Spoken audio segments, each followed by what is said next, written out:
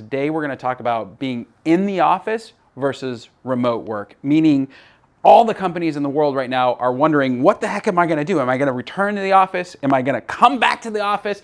Am I going to lose talent? Am I going to keep the talent? Is this going to be a problem for us culturally? So I'm going to go over the positives and negatives of the two different work styles and then share with you our own direction so you know exactly what I'm doing as we grow and scale and have a journey of a $100 million company. So here we go, in-house. One of the most important benefits of being in-house is the culture.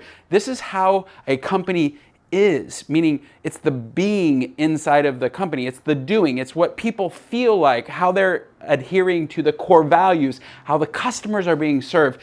In office, as a leader, as a manager, as a team member, you can really feel and taste and smell the culture, which, by the way, companies are here to serve customers. Employees build companies, not customers. So if you're loving on your people, they're going to build your business, which are going to make your customers happy. So this is my most important point and benefit of being in office. The culture, you have an opportunity as a leader to really drive, are we being the right person or the right people for our customers, for our employees, and for the team? Huge win here. Now, the challenge is on the remote world, being remote gives you a very high level of work-life balance. If the kids have a thing, you can drop everything and go do the kid thing, come back and finish your work at night or early hours of the morning. There's no commute. And so the remote world, there's a lot of lure to being able to control your schedule at a high level. In fact, there's a lot of studies that say remote work creates more productivity from their employees, which is a huge benefit in the remote world. Here's the next thing, teamwork. Organizational change is one of the hardest things to do as a leader. You're going to come into a leader and say, hey, everything that we've been doing over the last 3, 4, 5 years, it works and it's no longer working and we have to change everything. And believe me, this is a real thing for companies. It's a real thing as you're growing and scaling. Every time you reach another mountain, you realize the mountain's higher and it's harder and you need new people, new processes and systems, and a new thinking process. And that is called organizational change, organizational structure. We have another video about that. You should check that out, how to create organizational structure and how to create organizational change, which is a huge thing that leaders, and it's not talked about enough, but in the office space, teamwork is the big deal. Like, how do we get everybody on the same team? How do we get everybody rowing exactly the same way? How do we get our employees to love on our customers the way we need them to love on our customers? And you can only do that in-house, in office. In fact, I believe teamwork is the biggest reason that companies are deciding to come back. Between culture and teamwork, these are the things that matter when you're trying to make change in a down market, like we're heading into a recession. Right now, a lot of people are wondering, how can we make this work? And I need my team in office. Okay, here's the remote thing, the challenge. It's the opposite of teamwork. A remote environment can feel very isolating. And we have thousands of remote workers, and we give them advice like, hey, join a community gym, get a community where you're going out on a regular basis, make sure you're doing video consultations with other people on your team so you're feeling connected, get into the morning meetings, get into the end of day huddles.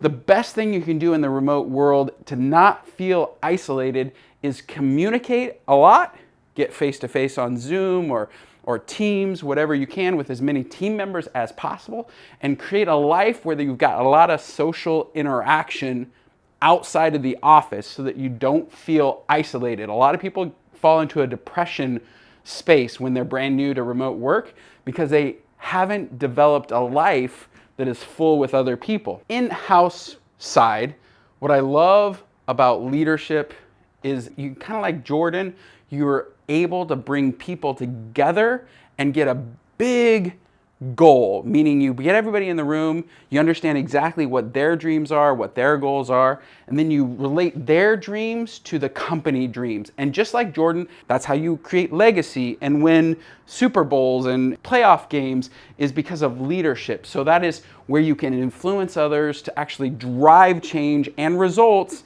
inside of a company. In office, that is a whole heck of a lot easier. We had somebody walk into the office the other day and you could just see her face. She wasn't happy. And I was like, are you okay?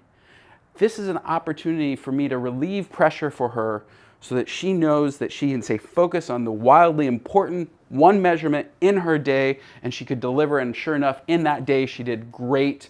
And it was all because I was able to say, are you okay? That's leadership. Okay.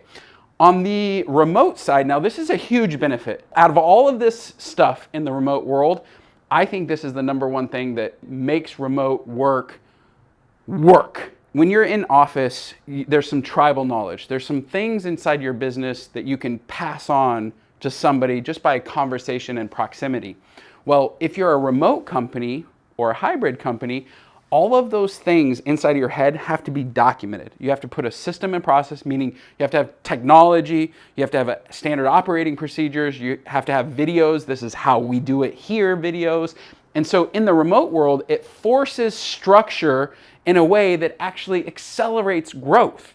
And so this might be the best thing about remote work, is the results-oriented process system and growing and scaling. This is much better in a remote environment because you have to document everything. Whereas in the office, you can have a little bit of tribal knowledge and proximity training other people. So this is a positive for remote work. So one of the big things about in office is communication. When you have a disagreement with somebody, it's very, very difficult to get into a room and say in person in a room and say something negative about another human being. But behind a computer or a screen or a social media platform or a chat thing, I've seen some crazy messages. I mean, crazy, but you put two people in a room and they get along. Mike Tyson famously said, everybody has a plan until they get punched in the face. Punching in the face doesn't happen in office, meaning people are more likely to communicate at a higher level and actually solve problems and create opportunities together than in a remote environment. Here's another thing about remote, which is cool. I like this one.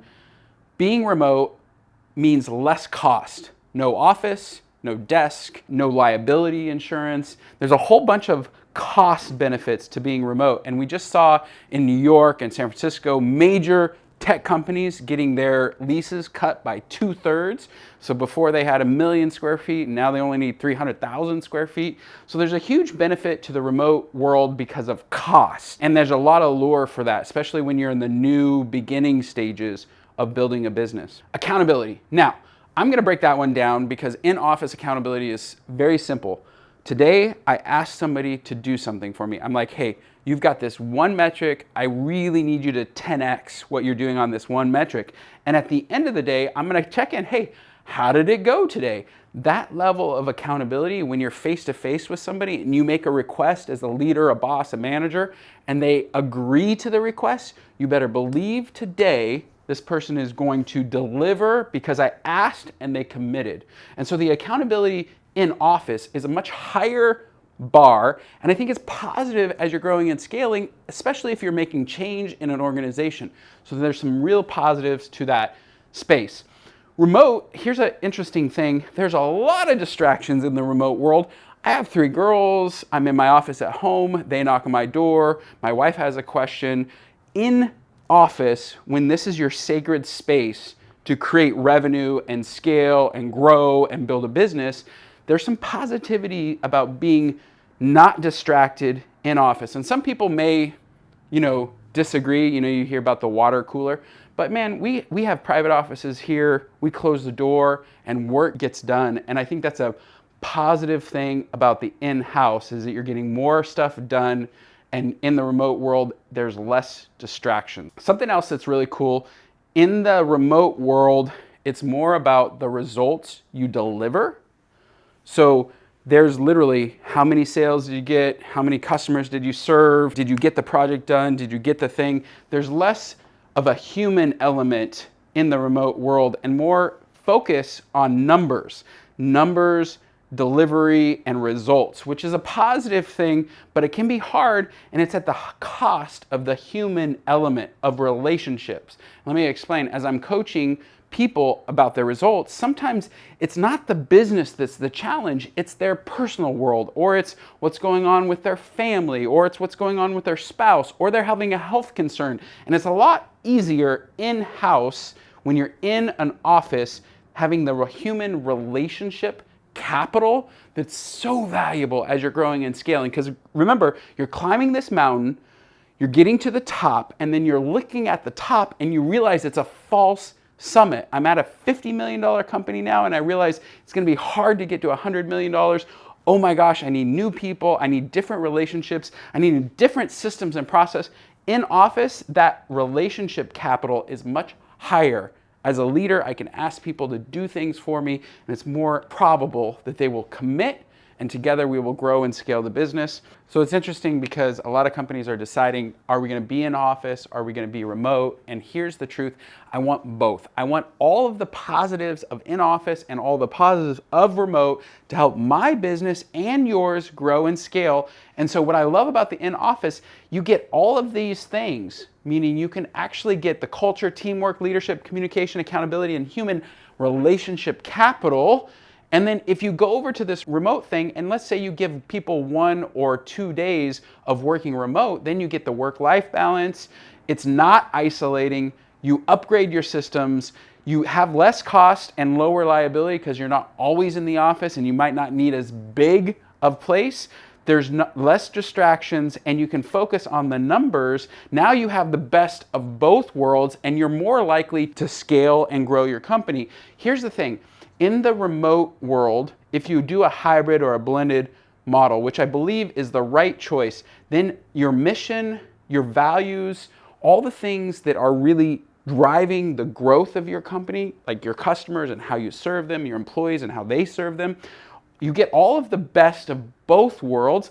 And here's the thing, when you're growing and scaling, you got 1 million, really hard to get to 1 million, really hard to get to 10, really hard to get to 50, really hard to get to 100. And in each of those peaks, there are false summits.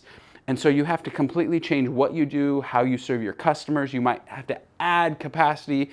You might have to hire a whole new team. You might have to ask your team to do different things. And in those moments of massive organizational change, in office and a blended model, a hybrid, some in office, some remote, will help you affect those change and have a positive work-life balance, culture, and grow and scale. And so that's why I'm a big believer in a hybrid model. And I think you should be too. In 2030, this will be the way that all remote teams are built, remote and in office, a blended model.